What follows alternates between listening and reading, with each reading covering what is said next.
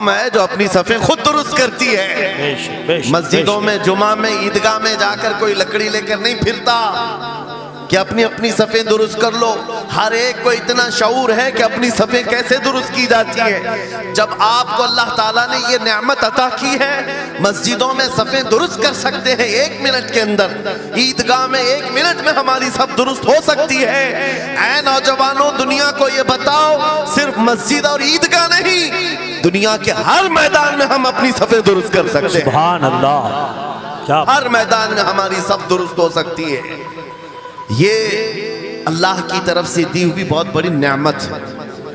بس اب مجمع جو خاموش ہے اور متوجہ ہے، اب میری بات کو آگے میں بڑھاتا ہوں، توجہ سے سنیں۔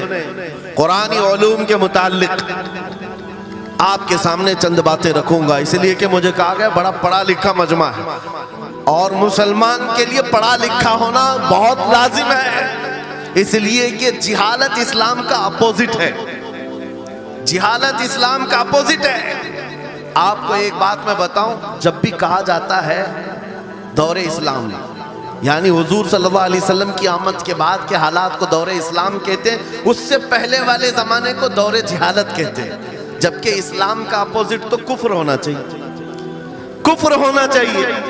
یہ دور اسلام ہے اور اس سے پہلے دور کفر تھا، نہیں، دور اسلام سے پہلے والے دور کو دور جہالت کہتے ہیں، اس لیے کہ بتانا ہے اسلام اور جہالت دو اپوزٹ چیزیں ہیں، دو اپوزٹ چیزیں ہیں۔ جاہل ہو اور مسلمان ہو اسے زیب نہیں دیتا۔ جس قوم پر آنے والی کتاب ہدایت کا پہلا لفظ اقرا سے شروع ہوتا ہے، اقرا بسم ربک الذی خلق، قرآن کا پہلا لفظ جو آیا ہے وہ کس نام سے آیا؟ پڑھو اپنے رب کے نام سے، پڑھو اپنے رب کے نام سے۔ اور علم نہیں ہے تو کچھ نہیں ہے تمہارے پاس۔ امام غزالی تو فرماتے الناس کلہم موتا الا العلماء، یہ سارے انسان مردہ ہیں، زندہ اگر کوئی ہے تو علم والا ہے، علم والا زندہ ہے۔ اور جہالت کی تاریکیوں میں بھٹکنے والے کی مثال ایسی ہی ہے جیسے اندھیری کوٹھری میں بیٹھا ہوا ہے، کہیں روشنی کا آنے کا انتظام نہیں، اس کے سامنے حلوہ رکھو کہ گوبر رکھو، دونوں برابر ہے۔ جاہل آدمی کے لیے ایسا ہی ہے، کبھی اس کا ہاتھ اس میں پڑے گا، کبھی اس کا ہاتھ اس میں پڑے گا۔ جب نظر نہیں آ رہا ہے تو حلوہ کو گوبر سمجھ کر کھا لے گا، اور کبھی گوبر کو حلوہ سمجھ کے کھا لے گا، غلاظت اس کے لیے برابر ہو جائے گی۔ لیکن علم کو کہا گیا العلم نور، علم روشنی ہے۔ جس کے پاس علم آتا ہے وہ تمیز سیکھ جاتا ہے، اس کے پاس اخلاق آ جاتے ہیں، وہ حلال و حرام کے فرق کو سمجھنے لگتا ہے، برے اور اچھے کے درمیان فرق معلوم ہونے لگتا ہے۔ اسی لیے میرے عزیزو، مجھے بڑا گرو ہے اور فخر ہے، ہماری خانقاہ سے یہ آواز آتی ہے آدھی روٹی کھائیں گے اور بچوں کو پڑھائیں گے۔ بے شک، کیوں؟ بے شک۔ اس عظیم خانقاہ سے یہ آواز دی گئی، کیوں؟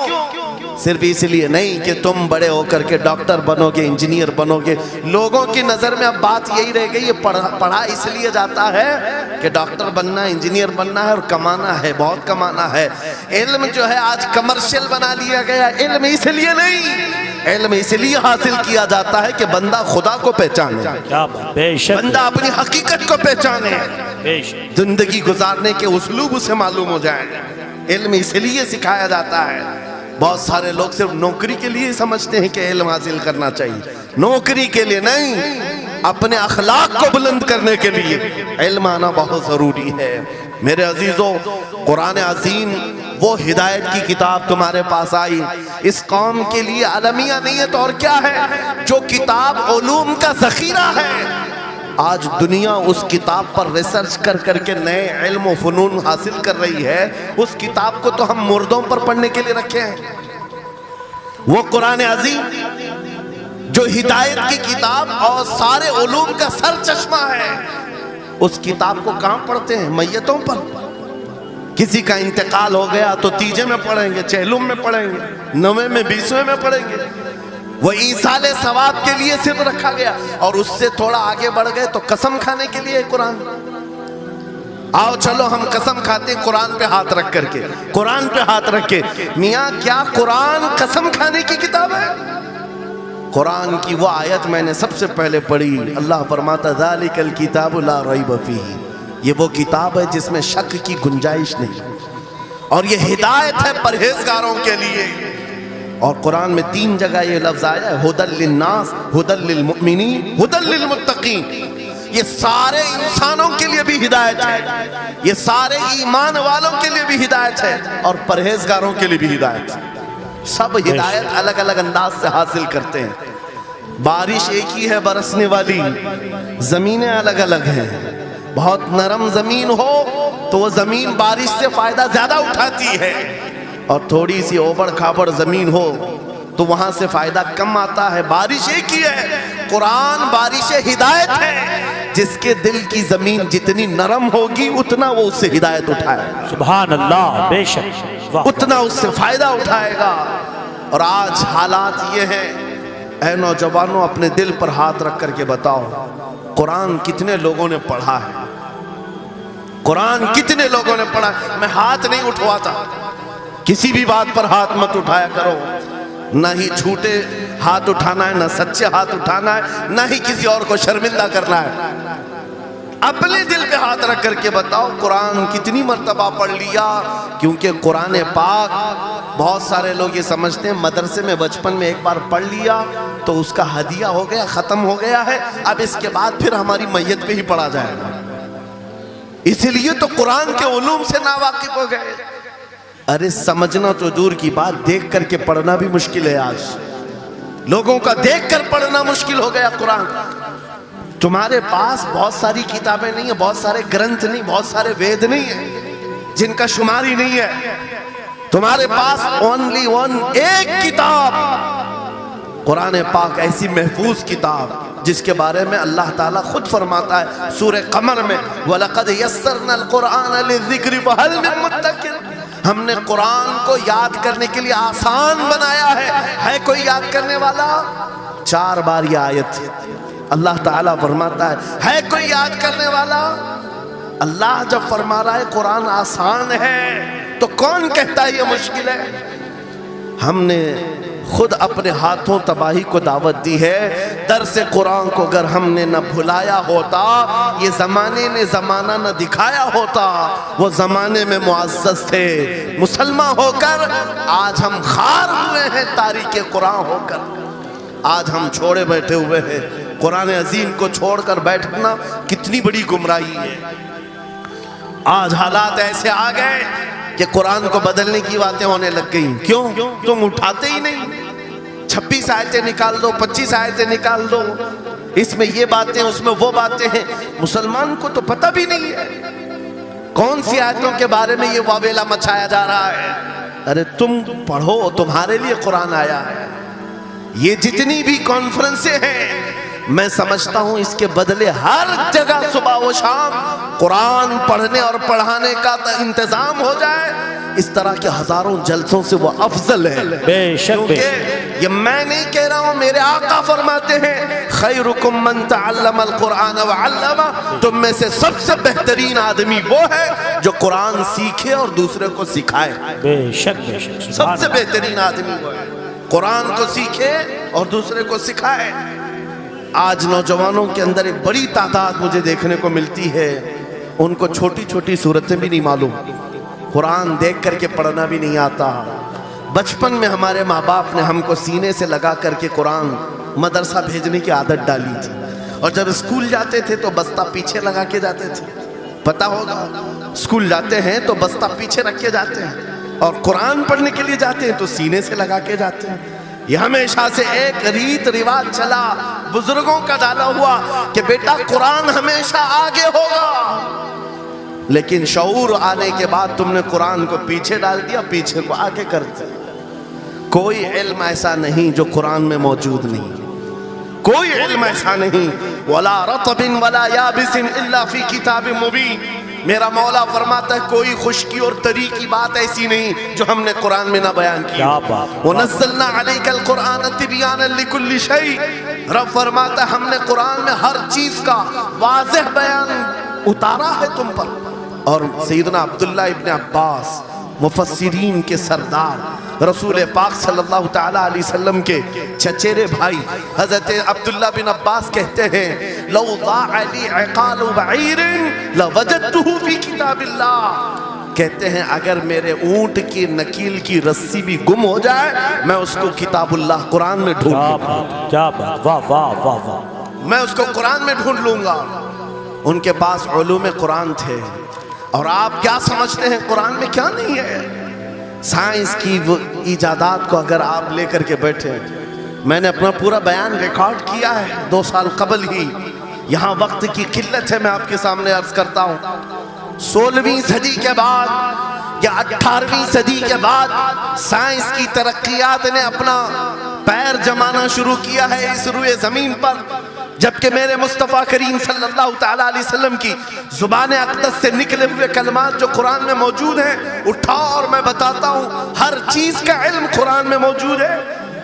جب کوئی سونوگرافی کا انتظام نہیں تھا، نہ سی ٹی سکین ہو سکتا تھا، نہ ایکس رے کا کوئی علم کسی کے پاس تھا، اس وقت قرآن کہہ رہا ہے ایمبریالوجی کے بارے میں۔ کیا بات، ایمبریالوجی کیا ہے؟ بچہ پیدا ہونے کی جو اس کے نشو و نما کی جو مدت ہوتی ہے، کس طرح پیٹ میں بچے کی تخلیق ہوتی ہے، قرآن میں مولا فرماتا ہے ثم جعلناہ نطفة فی قرار مکین ثم خلقنا النطفة علقة فخلقنا العلقة مضغة فخلقنا المضغة عظاما فکسونا العظام لحما ثم انشأناہ خلقا آخر فتبارک اللہ احسن الخالقین۔ مولا فرماتا ہے ہم نے نطفے سے علقہ بنایا۔ نطفہ کیا ہے؟ سپم کا وہ ایک قطرہ جو مرد کے ذریعے سے عورت کے رحم میں جاتا ہے، اس کے بچے کی تھیلی میں جاتا ہے، ایک نطفہ، ایک بوند، جس کو نطفہ کہا گیا ہے۔ مولا فرماتا ہے ہم نے نطفے سے علقہ بنایا۔ علقہ کس کو کہتے ہیں؟ سائنس میں پڑھنے والے اگر اسٹوڈنٹس ہوں تو سمجھ جائیں گے، اگر کوئی میڈیکل سائنس کا کوئی اسٹوڈنٹ ہے تو اسے معلوم ہونا چاہیے ایمبریالوجی میں چپچپا ہوا چنگم جو ہوتا ہے اس کو علقہ کہتے ہیں عربی میں، اور آج سائنس یہ کہتی ہے کہ پہلے باپ کے نطفے کے ایک قطرے سے ایک چھوٹا سا خون کا ٹکڑا بنتا ہے جو چپچپا ہوتا ہے، پھر اس کے بعد ایک گوشت کا ٹکڑا ہوتا ہے، پھر اس کے بعد اس میں ہڈیاں بنتی ہیں، پھر اس کے بعد اس پر چمڑیاں آتی ہیں، پھر اس کے بعد اس کی آنکھیں ساری چیزیں بن جاتی ہیں۔ یہ پروسیس ہے 9 مہینے ماں کے پیٹ میں، اور ہر ایک کے ویکس گنے ہوئے ہیں۔ فرسٹ ویک میں کیا ہوتا ہے، سیکنڈ ویک میں کیا ہوتا ہے، تھرڈ ویک میں کیا ہوتا ہے، ایمبریالوجی کا پورا علم ہے۔ سائنس آج 21ویں صدی میں اس ایمبریالوجی کو تمہارے سامنے لا رہی ہے۔ عربوں کے اس دور کی بات کر رہا ہوں جہاں لوگوں کو گھر بنانے کا علم نہیں تھا، اور قرآن ماں کے پیٹ میں پیدا ہونے والے بچے کی تخلیقات بیان کر رہا ہے۔ نعرہ تکبیر، نعرہ رسالت، فیضان قرآن مقدس، فیضان شیخ المشائخ، نعرہ تکبیر، نعرہ رسالت۔ واہ واہ، مشہور سائنسدان ہے فرینک پریس نام سے، جس نے یہ تھیوری دنیا کو بتائی کہ ارضیات زمین کے اندر جو وسعت ہو رہی ہے، اور اس کے بعد اس نے کہا تھا، فرینک پریس نام کا انگریز مورخ اور انگریز سائنسدان نے کہتا ہے زمین جو ہے پانی کے اوپر ہے، اور ایسے ہی پانی کے اوپر کوئی چادر بچھا دی جائے تو کبھی چادر ادھر ہو سکتی، کبھی ادھر ہو سکتی ہے۔ اس چادر کو مضبوط رکھنے کے لیے اس پر پہاڑوں کا ہونا بہت ضروری ہے۔ یہ 19ویں صدی میں فرینک پریس کہہ رہا ہے، اور میرا مولا قرآن میں فرماتا ہے، اللہ تعالیٰ فرماتا ہے والجبال اوتادا، ہم نے پہاڑوں کو میخ بنا کر کے زمین پر گاڑا، کیا بات، واہ واہ، بے شک بے کہ شک۔ زمین کو ہلنے نہیں دیتے پہاڑ۔ ارضیات کا علم، آسٹرونومی کے بارے میں، آسٹرولوجی کے بارے میں قرآن میں موجود علوم آپ پڑھو، زولوجی کے بارے میں، جانوروں کے علوم کے بارے میں قرآن میں پڑھو۔ رب تعالیٰ پرندوں کے ان اشکال کے بارے میں بیان فرما رہا ہے، یہ جھنڈ کے جھنڈ جاتے ہیں، جماعت کی جماعت ہوتی ہیں۔ چونٹیوں کے بارے میں پوری سورہ موجود ہے، ان کے کھانا تقسیم کرنے کا طریقہ کیا ہے، ان کے ایک دوسرے کو پکارنے کا طریقہ کیا ہے، ان میں جب ایک چونٹی مر جاتی ہے تو اس کو دفنانے کا طریقہ کیا ہے۔ یہ کون بیان کر رہا ہے؟ یہ قرآن بیان کر رہا ہے، قرآن پاک بیان کر رہا ہے۔ جب ترقیات اس قدر آگے آ گئی کہ مشینوں کے سہارے سے آج ذرے کو دیکھا جاتا ہے، پرکھا جاتا ہے، اور پھر دنیا کو بتایا جاتا ہے یہ ہماری تحقیق ہے، اور قرآن اس زمانے میں بیان کر رہا ہے۔ میرے عزیزو ایک بات بتاتا ہوں، 18ویں پارے میں سورہ نور میں ایک آیت آئی ہے، اس آیت کے بارے میں بتاتا ہوں بعد میں، لیکن 18ویں صدی میں ایک سائنسدان جو امریکہ کی سفر پر تھا، اس نے اٹلانٹک اوشین میں ایک جگہ ایسی دیکھی جہاں پر اتنا اندھیرا ہے کہ ہاتھ نکالو تو بھی نظر نہیں آئے، سورج کی روشنی بھی نہیں پڑتی۔ واپس آ کر کے اس نے کہا میں نے ایک ایسی جگہ دریافت کی ہے جہاں سورج کی روشنی ہی نہیں پڑتی اور اپنی آنکھوں کو کچھ نظر نہیں آتا، اگر ہاتھ نکال کر کے دیکھو سمندر کے بیچوں بیچ اٹلانٹک اوشین، یہ کوئی تالاب کا نام نہیں ہے، یہ لمبا سفر طے کر کے کوئی ایک جگہ کو ڈھونڈ لیا ایک سائنسدان، اور آ کر کے دنیا کو بتا رہا ہے میں نے ایک ایسی جگہ معلوم کی جہاں پر گھپ اندھیرا ہوتا ہے، ہاتھ بھی نظر نہیں آتا۔ جب وہ آ کر کے بتاتا ہے، ایک عالم ربانی نے قرآن کی آیت پڑھی، مولا قرآن میں فرماتا ہے اذا اخرج یدہ لم یکد یراہا ومن لم یجعل اللہ لہ نورا فما لہ من نور۔ قرآن میں اللہ فرماتا ظلمات بعضها فوق بعض، ایک جگہ ہم نے ایسی بنائی ہے جہاں اندھیریوں پر اندھیریاں ہیں، جہاں ہاتھ بھی نکالو گے تو ہاتھ نظر نہیں آئے گا۔ قرآن میں 1400 سال پہلے یہ جب بات آئی، اس سائنسدان کو بتایا گیا، یہ تو اللہ نے قرآن میں بیان کیا ہے۔ اب اور تعجب کی بات کیا ہے سنو، وہ آیا سائنٹسٹ، کہا یہ کس کی بیان کی ہوئی کتاب ہے؟ کہا محمد رسول اللہ کی، مکہ میں پیدا ہوئے، مدینے میں زندگی گزاری، آخر دن کی۔ اس نے کہا میں ان کے بارے میں جاننا چاہتا ہوں، ہو سکتا ہے وہ سمندروں کے بہت بڑے ماہر تھے، وہ سمندری علوم کے بارے میں بہت کچھ جانتے تھے، انہوں نے زندگی کا بہت سارا حصہ سمندروں کے سفر میں گزارا ہوگا، اس زمانے میں ان کو اٹلانٹک اوشین میں موجود یہ اندھیرا کیسے پتا چلا؟ تعجب کی بات ہے، حیرت کی بات ہے۔ جب اس سائنسدان سے کہا گیا اے عزیز، حقیقی بات تو یہ ہے کہ پوری 63 سالہ زندگی میں میرے آقا ایک بار بھی سمندر کے پاس نہیں گئے، ایک بار بھی اتفاق نہیں ہوا۔ تب وہ کہتا ہے جو بندہ کبھی سمندر کے سفر پر گیا ہی نہیں اور وہ اٹلانٹک اوشین میں موجود اندھیریوں کی بات کرتا ہے تو پھر یہ اپنے پیٹ سے نہیں، یہ اللہ کی بات کر رہا، کیا بات، بے شک بے شک، یہ خالق سمندر کی بات کر رہا ہے جس نے وہ اندھیریاں پیدا کی۔ میرے عزیزوں، آپ سے میرا خطاب اس لیے ہے کہ جو ذخیرے اللہ تعالیٰ نے ہماری کتاب مقدس میں رکھے ہیں، اس کو حل کرتے کرتے لوگوں کے بال سفید ہو گئے، اور تم تو اخلاق سیکھنے کے لیے ایسے لوگوں کے پاس جاتے ہو جن کو پیشاب کرنے کا طریقہ نہیں معلوم۔ کیا بات، بے شک، قرآن کے علوم کیا کم ہیں تمہارے پاس؟ اب میں آتا ہوں، یہ تو سائنسی باتیں ہو گئی، میتھمیٹکس تو پورا قرآن میں اتنا ہے، بیان کرتے کرتے میں صبح کر ڈالوں۔ قرآن پاک کے عددی اعجازات، قرآن پاک کے حساب، ریاضی، میتھمیٹکس کے فنڈے، بہت کچھ ہے، فزکس کے بارے میں ہے، جغرافی کے بارے میں ہے، الجبرا کے بارے میں ہے، سائنس کے بارے میں ہے۔ یہ تمام علوم تو ایک مثال کے طور پر میں آپ کے سامنے رکھ رہا ہوں، لیکن افسوس میں اس قوم سے بات کر رہا ہوں جس قوم نے قرآن کو چھونا بھی بند کر دیا ہے۔ جا کر کے دیکھیں، آج ہی جا کر کے دیکھیں گھروں کے اندر تمہارے ٹی وی، فریج اور واشنگ مشین تو دھول سے صاف ہوں گے، روزانہ صاف کرتے ہوں گے، قرآن کو ہفتے ہو گئے کبھی چھوا بھی نہیں، گرد جمی ہوئی، دھول لگی ہوئی ہے۔ قرآن کے ساتھ یہ ناانصافی بند کر دو، قرآن کے ساتھ یہ دوہرا معیار بند کرو۔ آپ کو پتا ہے قیامت کے دن میرے آقا فرماتے ہیں جو دو چیزیں جس کی حمایت میں آ گئی اس کو جنت میں جانے سے کوئی نہیں روکے گا، اور دو چیزیں جس کے خلاف کھڑی ہو گئیں پھر اس کو دوزخ میں جانے سے بھی کوئی نہیں روک سکتا۔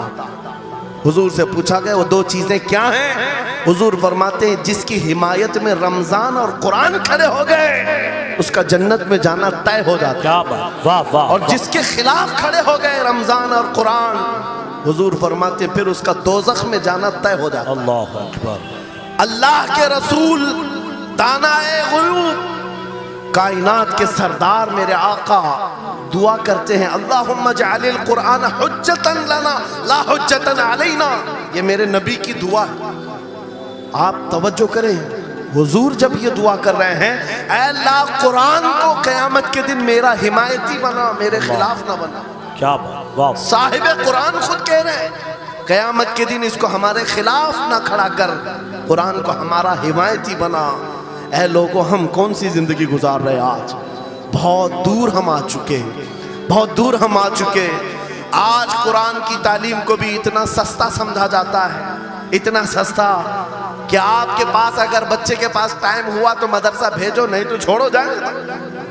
مدرسوں میں آنے والے وہ بچے جن کی ناک بہ رہی ہو، کپڑے ڈھنگ کے نہ ہو، قاری صاحب اور حافظ صاحب خود ہی اس کو صاف بھی کریں، خود ہی پڑھا کر کے بھی بھیجیں.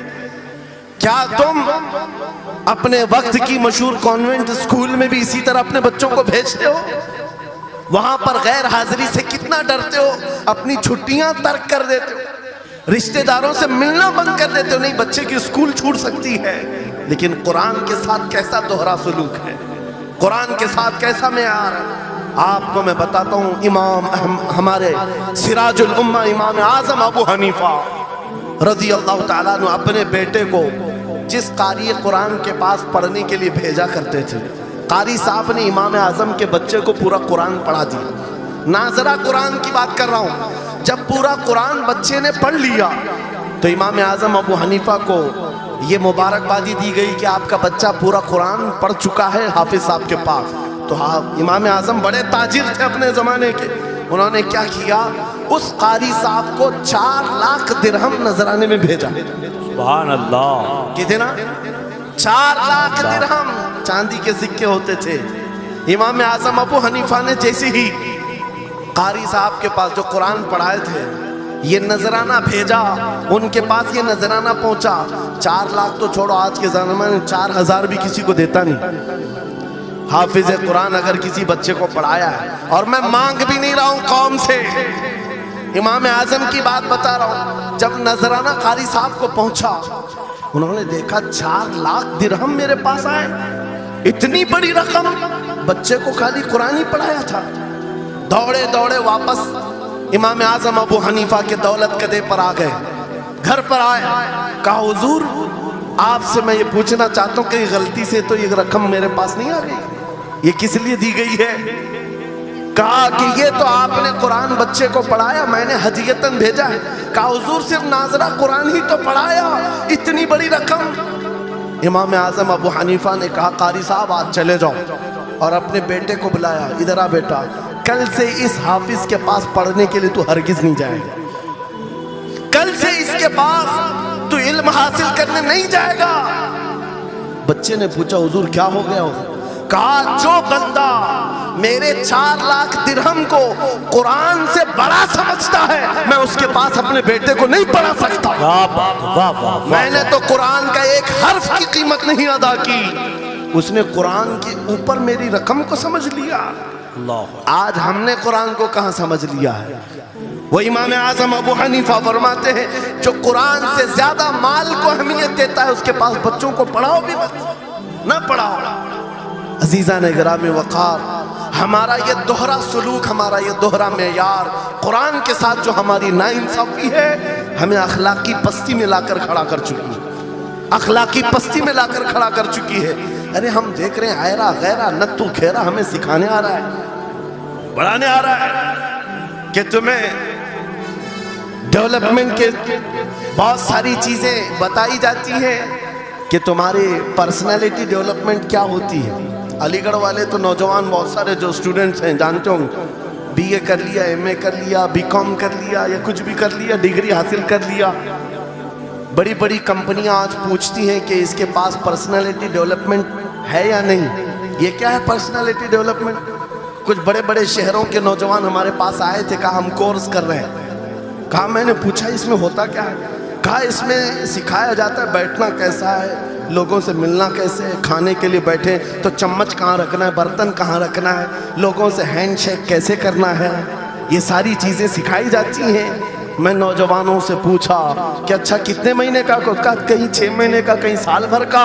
کہا افسوس ہے اس قوم پر جس کا رسول آیا تھا یہ کہتے ہوئے بعثت لأتمم مکارم الاخلاق، میں سب سے بلند اخلاق سکھانے کے لیے دنیا میں آیا ہوں۔ اس رسول کی امت آج ایسے لوگوں کے پاس اخلاق سیکھنے جا رہی ہے جس کو حلال و حرام کی تمیز نہیں، جس کو کھڑے ہو کر پیشاب کرنے میں فخر لگتا ہو، اس کے پاس تو یہ اخلاق سیکھنے جا رہے ہیں، پرسنالٹی ڈیولپمنٹ سیکھنے جا رہے ہیں۔ اور میں تمہیں بتاتا ہوں قرآنی اخلاق کیا ہیں۔ مولا کریم نے اپنے حبیب کو جو بیان کیا ہے، سورہ لقمان اٹھاؤ، باپ اپنے بیٹے کو نصیحت کیا کیا کرتا ہے، اگر 3 آیتیں بھی پڑھ لو تمہاری زندگی سدھر جائے گی۔ لقمان حکیم اپنے بیٹے سے کہتے ہیں یا بنی اقم الصلاۃ وامر بالمعروف وانہی عن المنکر واصبر علی ما اصابک، اے بیٹا نماز پڑھا کر، برائیوں سے بچا کر، اچھائیوں کی بات کر، جو مصیبت آئے اس پر صبر کر۔ یہ صرف جملے نہیں ہیں، یہ جملے نہیں ہیں۔ لقمان حکیم نے اپنے بیٹے کو جو ڈرایا تھا، قرآن کہتا ہے یا بنی انہا ان تک مثقال حبۃ من خردل فتکن فی صخرۃ او فی السماء او فی الارض یأتی بها اللہ۔ آج ہر باپ کو چاہیے کہ یہ نصیحت اپنے بیٹے کو کرے، کیا بات، ہر باپ اپنے بچے کو یہ بات بتائے، سنو کیا لقمان کہتے ہیں بیٹا برائی اگر تو نے کر لیا، یہ مت سمجھنا کہ میں رات کے اندھیرے میں چھپ کر کر لیا۔ آج تمہارے ہاتھ میں موبائل گناہوں کا اڈا بن کر کے آیا ہے، صرف ایک ٹچ سکرین پر ساری دنیا تمہارے سامنے ننگی ناچتی ہوئی نظر آتی۔ کتنے نوجوانوں نے اپنے اخلاق کا قتل کر لیا ہے، ان کی آنکھیں حیا سے ناپاک ہو گئی ہیں۔ کتنے لوگوں نے اپنا نور ایمان بیچ دیا موبائل کی اسکرین پر چلنے والی ان بے حیا تصویروں پر۔ کتنے تو فریفتہ ہو گئے، کتنے جوانی برباد کر چکے۔ تم کیا سمجھتے ہو؟ میرے عزیزو ایک جوان نے مجھے بتایا تھا، رات کے وقت میں تنہا موبائل لے کر بیٹھا تھا، اچانک پردہ ہلا تو ڈر لگا، جلدی سے اسکرین آف کیا، بیٹھا، مجھے لگا ماں آئی ہوگی، باپ آیا ہو، کوئی آیا ہوگا، لیکن کوئی نہیں۔ پردہ ہلا، ایک بلی آئی تھی، اس سے بھی ڈر لگ گیا۔ میں نے کہا پردے کے ہلنے سے اتنا ڈر ہے کہ کوئی آ جائے، تیرا ایمان کہاں گیا؟ وہ مولا کہتا ہے یعلم خائنۃ الاعین وما تخفی الصدور، وہ رب تمہارے دلوں میں گزرنے والے حالات کو بھی دیکھ رہا ہے، بے شک تمہاری آنکھوں کی خیانت کو بھی وہ دیکھ رہا ہے۔ جب تمہارا یقین ہی ختم ہو گیا تو کیا کرو گے؟ اسی لیے عربی کا مشہور مقولہ ہے اذا لم تستحی فافعل ما شئت واصنع ما شئت، جب تمہارے اندر سے حیا نکل جائے تو جو چاہے کرو، جو چاہے کر لو۔ آج لقمان حکیم کی وہ بات میں پیش کر رہا تھا، آیت مکمل کرتا ہوں۔ باپ اپنے بیٹے سے کہتا ہے اگر برائی کر لیا تم، اگر بے حیائی ہو گئی، یہ مت سمجھ کے بہت چھپ کر کے کیا۔ آج سے 4000 سال پہلے لقمان حکیم کہہ رہے ہیں اپنے بیٹے سے اگر برائی تو آسمانوں میں جا کر کرے گا، یا پہاڑ کے اندر گھس کر کرے، یا زمین کے اندر جا کر کرے، کہیں پر بھی کر لے، جبکہ یہ تینوں چیزیں ان کے زمانے میں نہیں تھی۔ نہ پہاڑوں کے اندر جا کر کے کرنے کا تصور، نہ زمینوں کے اندر جانے کا، نہ آسمانوں میں اڑنے کا تصور، یہ سب آج کے دور میں ممکن ہے۔ اور لقمان حکیم کہتے ہیں اگر تو ان سب جگہوں پر جا کر کہیں پر بھی کرے گا، یأتی بہ اللہ، اللہ وہ تیرے سامنے لے کے آئے گا۔ بے شک بے شک۔ وَمَنْ يَعْمَلْ مِثْقَالَ ذَرَّةٍ خَيْرًا يَرَهُ وَمَنْ يَعْمَلْ مِثْقَالَ ذَرَّةٍ شَرًّا يَرَهُ، تم اگر رائی کے دانے کے برابر بھی نیکی کرو اللہ وہ تمہیں دکھائے گا، رائی کے دانے کے برابر بھی برائی کرو اللہ تمہیں دکھائے گا۔ اخلاق سیکھنے کے لیے دوسری جگہ جاتے ہو، اگر یہ فارمولہ کسی کو یاد ہو جائے، میں کہتا ہوں سارے CCTV کیمرے بند ہو جائیں، اس بندے کو کوئی بہکا نہیں سکتا جس کے دل میں صرف اتنا خیال ہے کہ میرا مولا مجھے دیکھ رہا ہے، بے شک بے شک۔ میرا رب مجھے دیکھ رہا ہے۔ اس کی نگرانی کے لیے کسی کیمرے کی ضرورت نہیں، کسی CCTV کی ضرورت نہیں۔ عزیزان گرامی وقار، بچوں کے دلوں میں اخلاق بعد میں آئیں گے، اللہ کا خوف ان کے دل میں ڈالو، اللہ دیکھ رہا ہے، ایک دن تمہیں حاضر ہونا ہے، سب لایا جائے گا، سب لایا جائے گا، جو کچھ کیا تھا، جو کچھ کہا تھا، سب لایا جائے گا۔ لقمان حکیم نے اپنے بیٹے کو اخلاق سکھایا، کیا سکھایا؟ وَاقْصِدْ فِي مَشْيِكَ وَاغْضُضْ مِنْ صَوْتِكَ إِنَّ أَنْكَرَ الْأَصْوَاتِ لَصَوْتُ الْحَمِيرِ، चलना हो तो मियाना अंदाज में चलो, ऐसे नहीं कि अकड़ कर चलना है या झुक कर चलना है। एतदाल के साथ चलो और आवाज को नरम रखा करो। बेशक कुरान कहता है सबसे बुरी आवाज गधे की आवाज है। लोग आज चिल्लाते हैं एक दूसरे को, ठट्टे मारते रहते हैं। ये महफिलों के आदाब भी नहीं, ना ही तुम्हारे अखलाक हैं। इसीलिए शेख सादी ने फरमाया है, तामर्द सुखन न गुफ्ता बाशत ऐबो हुनरश न हुफ्ता बाशत। जब तक आदमी बात नहीं करता उसकी अच्छाइयां भी मालूम नहीं होती, उसकी बुराइयां भी नहीं मालूम होती। बेशक जब बात करता है तो पता चल जाता है इसके अखलाक कैसे हैं। बात करता है तो समझ में आ जाता है कौन सी कैटेगरी का है। इसलिए अपनी जुबान को ऐसी रखो कि दुनिया तुम्हें आला नस्ल का समझ सके। बात करो तो तमीज के साथ, चीख पुकार करना, एक दूसरे को इस तरह से बात करना नौजवानों में आज आम हो गया। कुरान कहता है अपनी आवाजों को पस्त करो। एक और बात रब फरमाता है, वला तुसअर खद्दक लिन्नास, लोगों को से मुंह मोड़ करके बात मत करना। सामने तुम्हारे कोई खड़ा है और तुम इधर घूम करके बात कर रहे हो, ये आज फैशन हो गया है। पीछे पलट करके बात करना, इधर देख करके उसको बात करना, लोग ये समझते हैं फैशन है। मेरा मौला फरमा रहा है ये अखलाक से गिरी हुई हालत है। जब बात करो तो आमने सामने, लोगों से मुंह टेढ़ा करके बात ना करना। ये अखलाक कौन सिखा रहा है? ये कुरान अजीम है। तुम पर्सनालिटी डेवलपमेंट सीखने की बात कर रहे हो, तालीमात इस्लाम को छोड़कर क्या पर्सनालिटी डेवलपमेंट हासिल कर पाओ? तुम्हारे पास सब कुछ है लेकिन सीखना नहीं चाहते। आज तक नौजवानों में से मुझे कोई मिला नहीं इस तरह से कि लोग आते हैं, मुफ्ती साहब बीवी को 2 तलाक दे दिया, 3 तलाक दे दिया, अब क्या करना है, इद्दत कैसे गुजारना है? या ज्यादा से ज्यादा दारुल इफ्ता में आते हैं, मुफ्तियान इकराम होंगे, झगड़े के मसाइल लेकर के आते हैं, बाप मर गए, इसको कितना मिलना है, इसको कितना मिलना है। अरे जिंदगी गुजर गई, कभी आ करके ये क्यों नहीं पूछा मेरे घर में मंगनी हो रही है, शादी हो रही है, ये बताएं मेरे मुस्तफा ने कैसे शादी की? क्या बात है, क्या बात। बेशक ये क्यों नहीं पूछा? मैं बीमार हो गया हूं, मुझे बताएं रसूलुल्लाह ने बीमारी के आलम में क्या कहने का हुक्म दिया? क्या बात। अगर तलब हो मेरे नबी के पीछे चलने की तो बंदा ढूंढ ढूंढ कर चलेगा, बेशक ढूंढ ढूंढ कर चलेगा। बेशक हजरत इमाम अबू यूसुफ के बारे में और बाद में इमाम अहमद बिन हम्बल के बारे में कहा कि आपने कलिंगर खाने का बहुत शौक था, तरबूज, आप तरबूज कहते हैं? हाँ, हमारे यहाँ मुंबई में इसको कलिंगर कहते। और उन्होंने ये कहा कि ये सुन्नत भी है। मुझे रिवायत मिली है कि हुजूर ने भी खाया लेकिन जिंदगी भर खाए नहीं। मुरीदीन ने पूछा कि हुजूर जब सुन्नत भी है और आपको शौक भी है, खाते क्यों नहीं? कहते हैं अब तक मैं वो तरीका ढूंढ रहा हूं कि मेरे नबी ने कितने टुकड़े करके खाए। अल्लाहु अकबर, अल्लाहु अकबर, वाह वाह। मुझे वो जो तरीका चाहिए। हुजूर के पीछे चलने वाला ढूंढ ढूंढ करके अमल करता है। और आज हमने जिंदगियां ऐसी बनाई हुई हैं कि लगता है दारुल इफ्ता, मुफ्ती और उलमा सिर्फ तलाक के लिए हैं, ये इद्दत के मसले पूछने के लिए, विरासत के मसले पूछने के लिए। अरे हमें भी काम दो, हम ढूंढ ढूंढ कर तुम्हें बताएं मेरे नबी चलते कैसे थे, मेरे नबी बात कैसे करते थे, लोगों से मुसाफा कैसे करते थे, लोगों के सामने आते तो कपड़े कैसे पहनते थे, मेरे नबी की नमाजें कैसी थी, हुजूर जब दस्तरखान पर बैठते कहां से शुरू करते कहां से खत्म करते। इस काम पर भी तो उलमा को लगाया करते ताकि तुम्हें पता चलता मुझे कहीं और से अखलाक सीखने की जरूरत नहीं, दुनिया के सारे अखलाक मेरे नबी के कदमों में मौजूद है। नारे तकबीर, नारे रिसालत, फैज़ाने खानकाए बरकत, फैज़ाने खानकाए बरकत, शेरे रज़ा, शेरे रज़ा, फैज़ाने शेखुल मशाइख, नारे तकबीर, नारे रिसालत, वाह वाह। दर्स कुरान को अगर हमने न भुलाया होता, ये जमाने ने जमाना न दिखाया होता। इको बंद कर दो, इको। कुरान पाक के सिलसिले में मुझे बयान करने का हुक्म दिया गया, बस मैं वही बातें कर रहा हूँ। मैं आपको अपने मौजू से जो मुताल्लिक है वो बातें अर्ज करता हूँ। कुरान क्या तमीज सिखाता है। आज घर घर के अंदर जो एक बहुत बड़ी बला आई हुई है, हर तीसरा चौथा घर ये शिकायत लेकर के आता है बेटा हाथ से निकल गया, बेटी हाथ से निकल गई। माँ बाप इस बात के लिए रोज परेशान हैं بیٹا ہاتھ میں نہیں آتا، بیٹی ہاتھ میں نہیں آتی.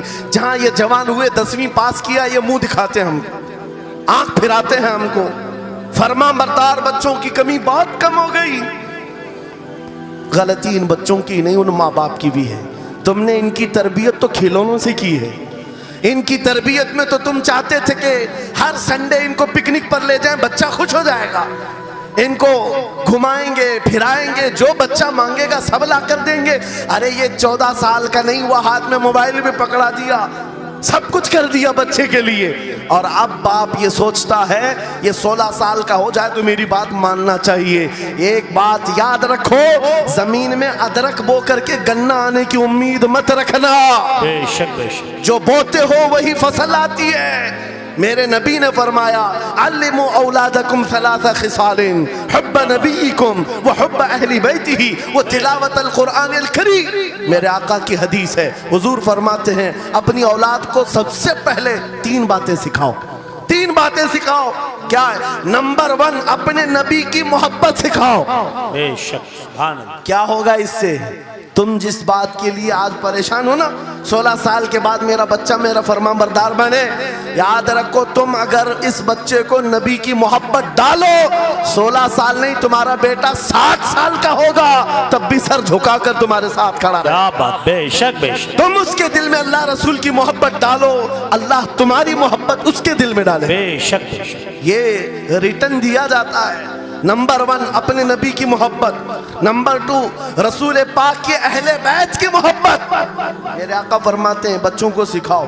تیسری چیز قرآن کی تلاوت. یہ 3 چیزیں سکھاؤ سب سے پہلے بچوں کو. لیکن ان 3 چیزوں سے تو ہم بچوں کو چھوڑ ہی چکے. سب سے پہلی چیز جو سکھانی تھی وہ اپنے نبی کی محبت. عزیزان گرامی وقار، آج گھر گھر کے اندر یہ جو مصیبتیں آئی ہیں، ماں باپ کی نہیں سنتا. ماں باپ اگر جوان لوگ ابھی شادی کر رہے تو ابھی سے طے کر لو بچہ ہوگا. یہ خواب نہیں دیکھیں گے پہلے اس کو کیا بنانا ہے. تم اگر اللہ اس کے رسول کی محبت ڈالنے کی خواب لے کر اس بچے کی تربیت کرو، انشاءاللہ وہ ڈاکٹر بھی بنے گا، انجینئر بھی بنے گا، پروفیسر بھی بنے گا، لیکن ساتھ میں عاشق رسول بھی بنے. سبحان اللہ سبحان. اور جہاں یہ دولت لے کر کے کھڑا ہوگا، عشق رسول کی دولت لے کر کھڑا ہوگا، اور پروفیسر بھی ہو جائے، ڈاکٹر بھی ہو جائے، کچھ بھی ہو جائے.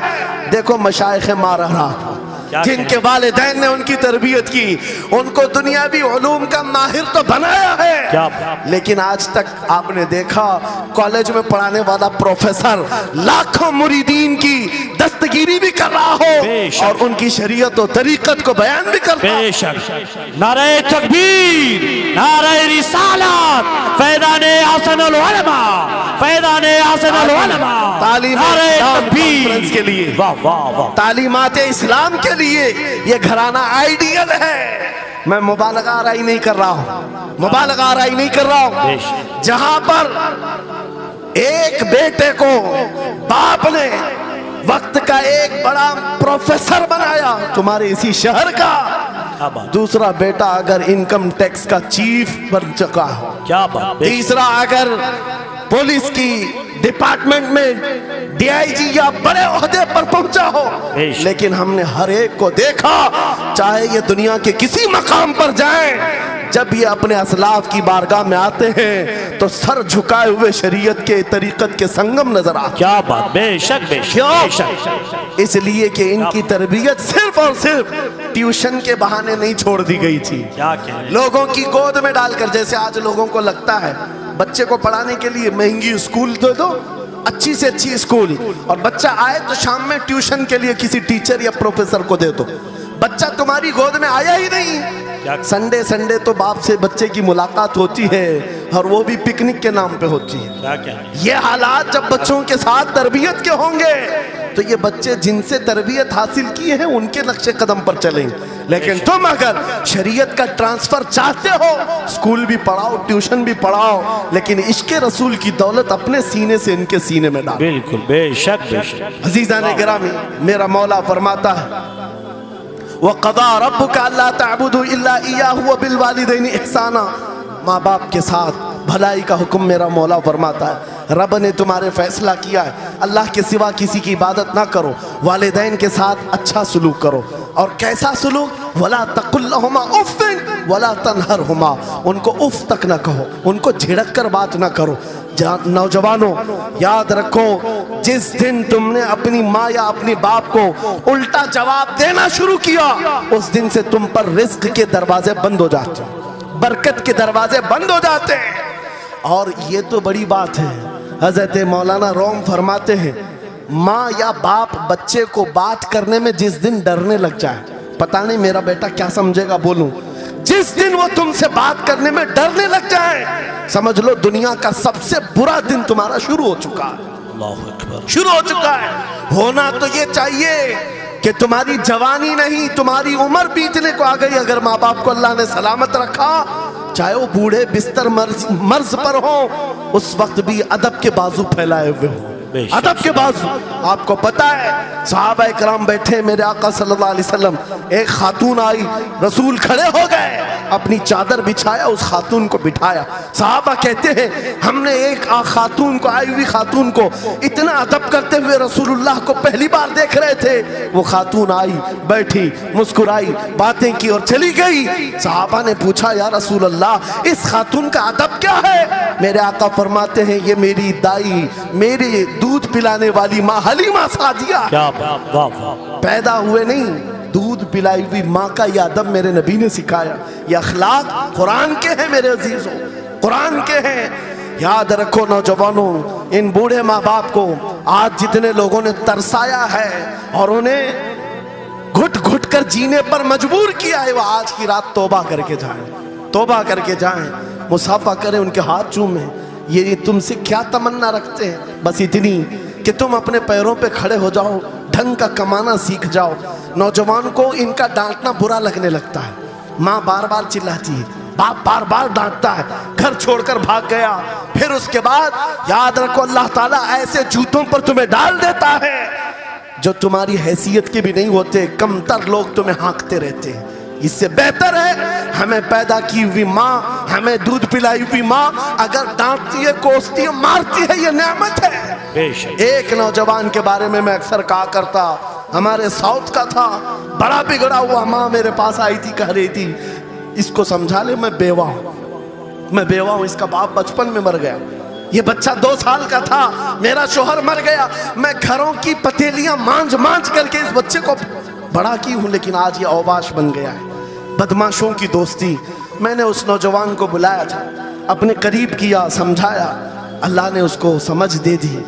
وہ لڑکا تھوڑا بہت سیدھے راستے پر آیا اور بنگلور گیا تھا کمانے کے لیے. میں نے کہا نوکری کر، تیری ماں کچھ نہیں چاہتی، وہ زندگی تو گزار چکی، اپنے ہاتھوں سے کمائی ہے، بس یہ چاہتی ہے کہ تیری کمائی کا ایک لقمہ کھا لے. اے نوجوان، کیا اپنی ماں کو اتنا بھی سکھ نہیں دینا چاہتا؟ گیا تھا کمانے کے لیے. میرے عزیزوں آج بھی وہ موجود ہے، آج بھی ہے. وہ کمایا، مہینہ بھر گزرا تھا یا 2 مہینے، اپنی تنخواہ لے کر کے وطن واپس آیا. اپنے گھر کے پاس جس دن وہ پہنچا تھا، گھر کے باہر بہت بھیڑ جمی تھی. لوگوں سے پوچھا اس نے تو پتا چلا اس کی ماں آج ہی صبح انتقال کی. اللہ اکبر. وہ پیسوں کی گڈی لا کر کے جو کمایا تھا 1 مہینے 2 مہینے کی تنخواہ ماں کے قدموں میں رکھ دیا. بہت رویا.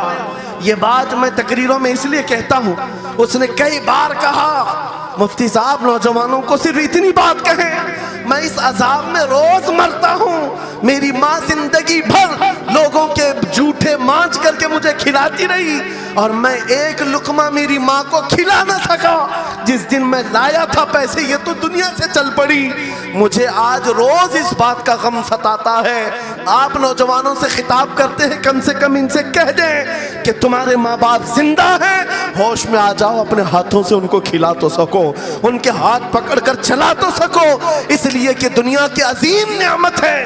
جس کا باپ زندہ ہے، جس کی ماں زندہ ہے، اس کے حق میں وہ دعا کر لیں. میرے آقا فرماتے ہیں نبیوں کی دعا امت کے برابر جو ہوتی ہے وہ باپ کی دعا بیٹے کے برابر ہوتی ہے.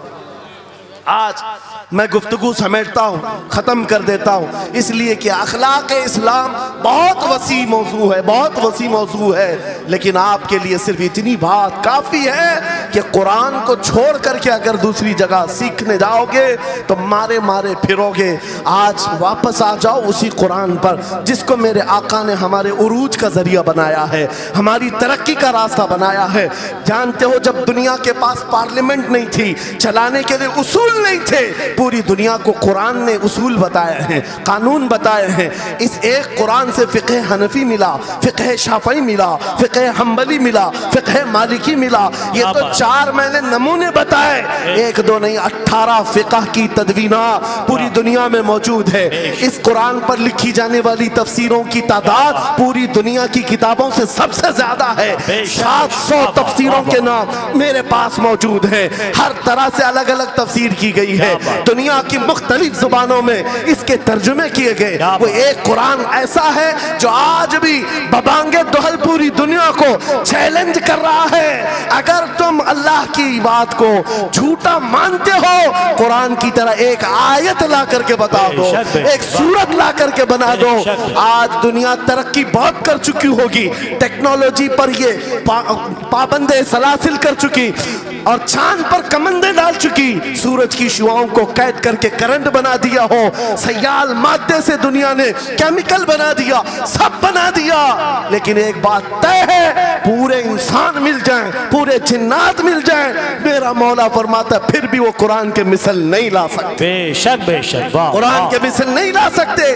یہ معجزہ تمہارے پاس ہے، یہ معجزہ تمہارے پاس ہے، دنیا کے پاس یہ دولت نہیں۔ اٹھو وگرنہ حشر نہ ہوگا پھر کبھی، دوڑو کے زمانہ چھال اپنی چل گیا۔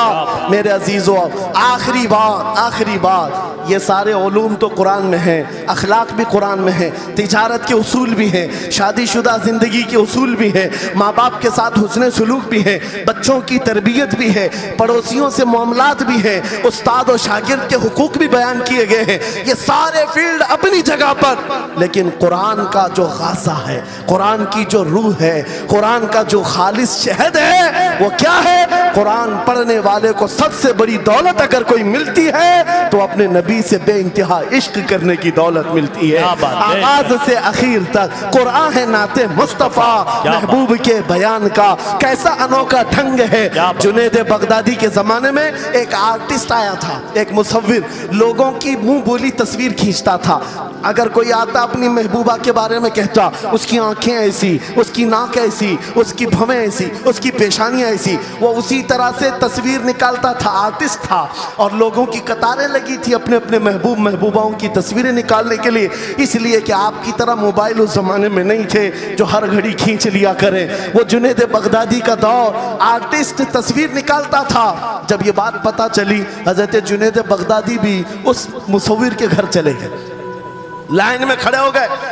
جب آپ کا نمبر آیا تو اس مصور نے پوچھا، مولانا آپ کا کیا کام ہے؟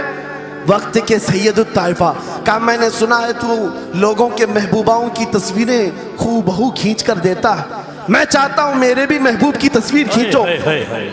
تو اس نے کہا بتاؤ، قلم لیا بیٹھا، بتائیے آپ کے محبوب کا حلیہ کیا ہے؟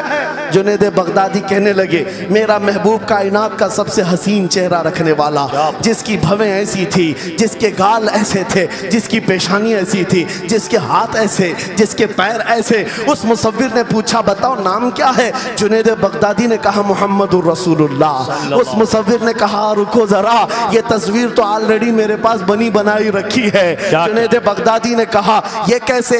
لوگوں کی آرڈر پر تو تصویر بناتا ہے، میرے محبوب کی تصویر پہلے سے کیسے رکھی ہے؟ اس مصور نے کہا بات دراصل یہ ہے، آپ جس سے محبت کرتے میں بھی اس سے محبت کرتا ہوں، ہم دونوں کا محبوب ایک ہے، اس لیے تصویر پہلے سے بنی رکھی ہے۔ جنید بغدادی نے کہا اچھا لاؤ تو ذرا ہمارے محبوب کی تصویر دیکھ تو لے۔ وہ مصور اندر گیا اور قرآن پاک لا کر کے جنید بغدادی کے سامنے رکھا اور کہا اے جنید کیا یہ میرے نبی کی تصویر نہیں ہے؟ آنکھیں دیکھنا ہو تو پڑھو ما زاغ البصر وما طغى، چہرہ دیکھنا ہو تو پڑھو والضحى واللیل اذا سجى، ہاتھ دیکھنا ہو تو پڑھو وما رمیت اذ رمیت ولکن اللہ رمی، اگر قدم دیکھنا ہو تو پڑھو لا اقسم بهذا البلد وانت حل بهذا البلد، اگر سینہ دیکھنا ہو تو پڑھو الم نشرح لك صدرك ووضعنا عنك وزرك، اگر اس نبی کی گفتار دیکھنا ہو پڑھو وما ينطق عن الهوى ان هو الا وحي يوحى، اس محبوب کی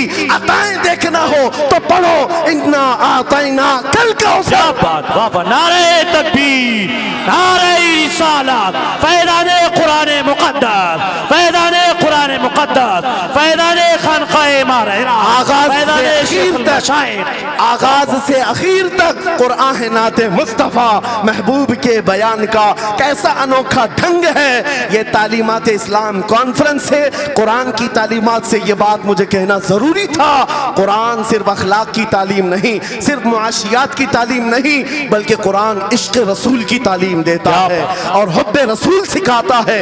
इसलिए हम उसी हुब्बे रसूल के साथ इस जलसे का इख्तिताम करते हैं। उस कुरान की तालीम ऐरे गैरे से भी नहीं हासिल करना, बुझे हुए दिल से भी नहीं लेना, अंधे लोगों से भी मत पढ़ना जो कुरान तो पढ़ा देंगे कुल हु अल्लाहु अहद, लेकिन बाद में ये नहीं बताएंगे किस पर उतरा था। कुरान अगर पढ़ना है तो कंजुल ईमान से पढ़ा करो। जहां बरेली का इमाम ये भी बताएगा, कुरान पढ़ने वाला अपने नबी को ये नहीं कहेगा मेरा नबी मेरे जैसा था या उसका इल्म ऐसा था वैसा था, बल्कि बरेली का इमाम बताएगा कुरान पढ़ने वाला अपने नबी को यूं कहेगा, सरवर कहूं के मालिक को मौला कहूं तुझे, बागे खलील का गुले ज़ैबा कहूं तुझे, तेरे तो वस्फ़ ऐब तनाही से हैं बरी, हैरान हूं मेरे शाह मैं क्या क्या कहूं तुझे।